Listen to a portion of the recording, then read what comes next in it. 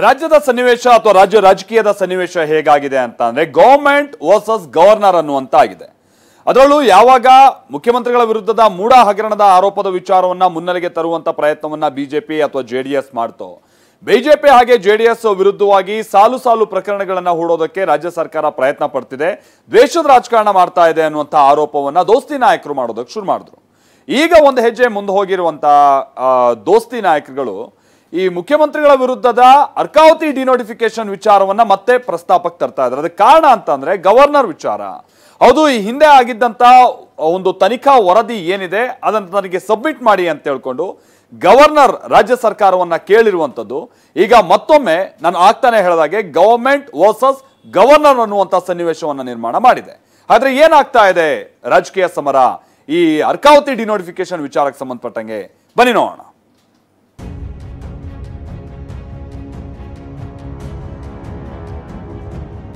Government versus governor ಜೋರಾಯ್ತು ಮತ್ತೆ ಸಮರ. Arkavathi denotify ಸಂಬಂಧ ವರದಿ ಕೇಳಿದ ಗವರ್ನರ್. ಯಾವಾಗ ಬಿಜೆಪಿ ಕಾಲದ ಹಗರಣ ಕೆದಕ್ತೀವಿ ಅಂತ ಸರ್ಕಾರ ಪ್ಲಾನ್ ಮಾಡ್ತೋ ನೋಡಿ, ಯಡಿಯೂರಪ್ಪ ಎಚ್ಡಿಕೆಯನ್ನೇ ಟಾರ್ಗೆಟ್ ಮಾಡಿ ಗಂಗೇನಹಳ್ಳಿ ಡಿನೋಟಿಫೈ ಪ್ರಕರಣ ತನಿಖೆಗೆ ಸರ್ಕಾರ ಲೆಕ್ಕಾಚಾರದಲ್ಲಿತ್ತು.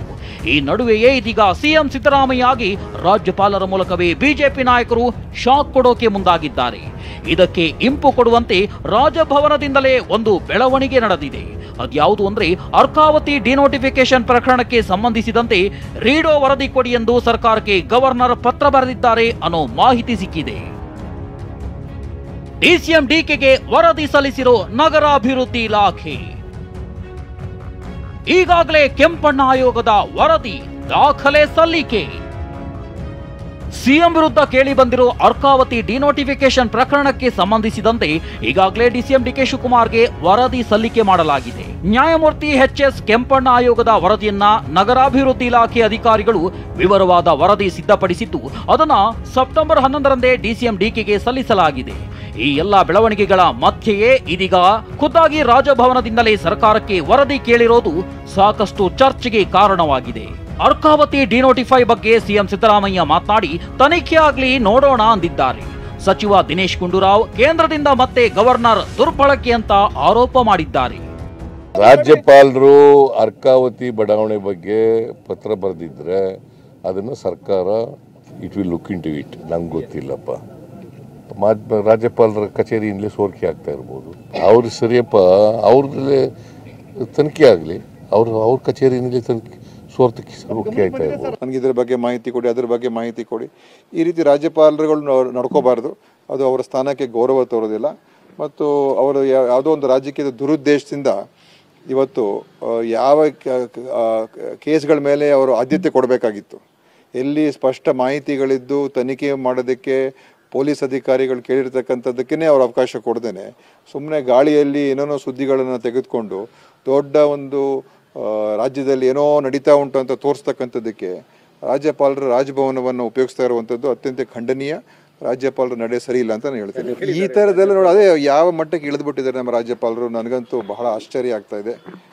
ಖಂಡಿತವಾಗಿಯೂ ಇದು ಒಂದು ಒಕ್ಕೂಟದ ವ್ಯವಸ್ಥೆಯಲ್ಲಿ ಇವತ್ತು ನಾವು ಏನು ಧ್ವನಿಯನ್ನು ಎತ್ತುತ್ತಾ ಇದ್ದೀವಿ, ಕೇಂದ್ರ ಸರ್ಕಾರ ಇವತ್ತು ರಾಜ್ಯಕ್ಕೆ ಆಗ್ತಾ ಇರೋ ಅನ್ಯಾಯಗಳ ಬಗ್ಗೆ ಹಸ್ತಕ್ಷೇಪ ಮಾಡ್ತಾ ಇರುವಂಥದ್ದು ಮತ್ತು ನಮಗೆ ಅನ್ಯಾಯ ಮಾಡ್ತಾ ಇರುವಂಥದ್ದು, ನಮ್ಮ ಹಕ್ಕುಗಳಿಗೆ ನಾವು ಸುಪ್ರೀಂ ಕೋರ್ಟಿಂದ ಹೋಗಿ ಕೇಂದ್ರ ಸರ್ಕಾರ ಒತ್ತಡ ತರುವಂಥದ್ದು ಮತ್ತು ಇವತ್ತು ಕೇಂದ್ರ ಸರ್ಕಾರ ರಾಜ್ಯಪಾಲರನ್ನು ಉಪಯೋಗಿಸಿಕೊಂಡು ಇಲ್ಲಿ ರಾಜಕೀಯ ಮಾಡಿಸೋಕೆ ಶುರು ಮಾಡಿದೆ. ರೀಡೋ ಸಿದ್ದರಾಮಯ್ಯ ವಿರುದ್ಧ ನಮ್ಮ ಹೋರಾಟ ಸ್ಪಷ್ಟವಾಗಿರುತ್ತೆ ಅಂತ ಬಿಜೆಪಿ ಶಾಸಕ ಅಶ್ವಥ್ ನಾರಾಯಣ್ ಗುಡುಗಿದ್ರು. ಭ್ರಷ್ಟಾಚಾರದಲ್ಲಿ ತೊಡಗಿರುವಂತ ಈ ಮುಖ್ಯಮಂತ್ರಿ ಅಥವಾ ಅವ್ರ ಇಡೀ ತಂಡ ಯಾರು ನೋಡಿ ಅದೇ ಅಲ್ಲಿ ಏನನ್ನು ಬಯಸ್ತೀರಿ? ಇವ್ರ ಹತ್ರ ಏನಿದು? ಬರೀ ನಮ್ಮ ವಿರುದ್ಧ ಹೇಳಿಕೆಯನ್ನು ಕೊಡಬೇಡಿ, ನಮ್ಮ ಮೇಲೆ ಏನು ಆಪಾದನೆ ಮಾಡಬೇಡಿ, ನಮ್ಮನ್ನೇನು ಪ್ರಶ್ನೆ ಮಾಡಬೇಡಿ, ಇಲ್ದರೆ ಈ ರೀತಿ ಸುಮ್ಮನೆ ಎಲ್ಲಾ ತನಿಖೆ ಆಗಿ ಬಿ ರಿಪೋರ್ಟ್ ಆಗಿರೋಂತ ಕೇಸ್ನು ನಾವು ಆಚೆ ತರ್ತೀವಿ ಅನ್ನೋಂಥದ್ದು ಹೇಳಕ್ ಹೋಗ್ತಾರೆ. ಇದಕ್ಕೆಲ್ಲ ನಾವು ಇಂಡಿಯನ್ ಜರಿಯಲ್ಲ, ಇದಕ್ಕೇನು ಜಗ್ಗದು ಇಲ್ಲ, ಇದಕ್ಕೆ ಬಗ್ಗದು ಇಲ್ಲ. ನಿಮ್ಮ ವಿರುದ್ಧವಾಗಿ ಬಾರಿನೂ ಇನ್ನೂ ಬಹಳ ಸ್ಪಷ್ಟವಾಗಿ ಭ್ರಷ್ಟಾಚಾರ ವಿರುದ್ಧವಾಗಿ ಹೋರಾಟವನ್ನ ಮಾಡಿ ಕಾನೂನಿನ ಚೌಕಟ್ಟಲ್ಲಿ ನಿಮಗೆ ಕ್ರಮ ವಹಿಸಲಿಕ್ಕೆ, ನಿಮ್ಮನ್ನ ಅಕೌಂಟಬಲ್ ಮಾಡಲಿಕ್ಕೆ ನಮ್ಮ ಹೋರಾಟ ಬಹಳ ಸ್ಪಷ್ಟವಾಗಿ. ಒಟ್ಟಾರೆಯಾಗಿ ಸರ್ಕಾರಕ್ಕೆ ರಾಜ್ಯಪಾಲರು ವರದಿ ಕೇಳುವ ಮೂಲಕ 10 ವರ್ಷದ ಹಳೆಯ ಕೇಸ್ಗೆ ಇದೀಗ ಮರುಜೀವ ಸಿಕ್ಕಂತಾಗಿದೆ. ಈಗಾಗಲೇ ಡಿಸಿಎಂ ಡಿಕೆ ಶಿವಕುಮಾರ್ಗೆ ವರದಿ ಸಲ್ಲಿಕೆ ಮಾಡಲಾಗಿದ್ದು, ಮುಂದೆ ಅದ್ಯಾವ ಹಂತಕ್ಕೆ ಹೋಗುತ್ತೆ ಅನ್ನೋದು ಕಾದು ನೋಡಬೇಕಿದೆ. ಪ್ರಸನ್ನ ಗಾಂವ್ಕರ್, ಟಿವಿ9 ಬೆಂಗಳೂರು.